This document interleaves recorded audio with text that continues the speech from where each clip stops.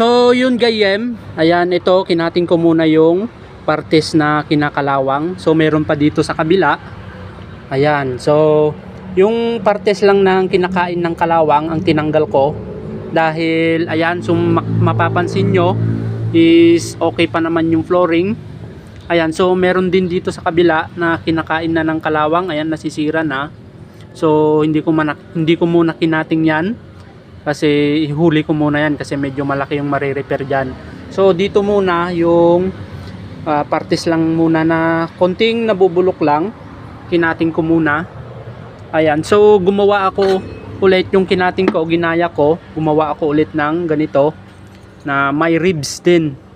Para pag nilagay ko dyan is saktong sakto rin siya doon sa ayan, so ribs nya. Ayan, so mapapansin nyo gayem, may ribs siya dyan. Ayan, susunod pa rin siya. Ayan, yan video ko maigay. Yan, ito ganito rin, ginaya ko rin yung dating kinating ko na nabubulok ng kalawang. Ayan, so gumawa din ako ng pinaka ribs nya para susunod din dito sa pinaka ribs nyang ito. Ayan, so may natapos na ako dito na tinapalan ko na.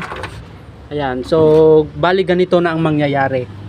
Ayan, so wala na yung partes na nabubulok ng kalawang. Ayan, so pinalitan ko na ng bago. Ayan, so bali ganito na lang gayem ang ginawa ko.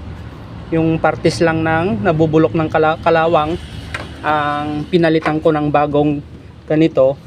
Kasi mapapansin nyo naman yung flooring nya is okay pa naman. Ayan, kaya minor repair lang, minor latero lang kung tawagin, no? So yun, dito muna. Ayan, so ito ihuhuli ko na lang to kasi medyo malaki-laking repair yan. Ayan, so yun lang guys.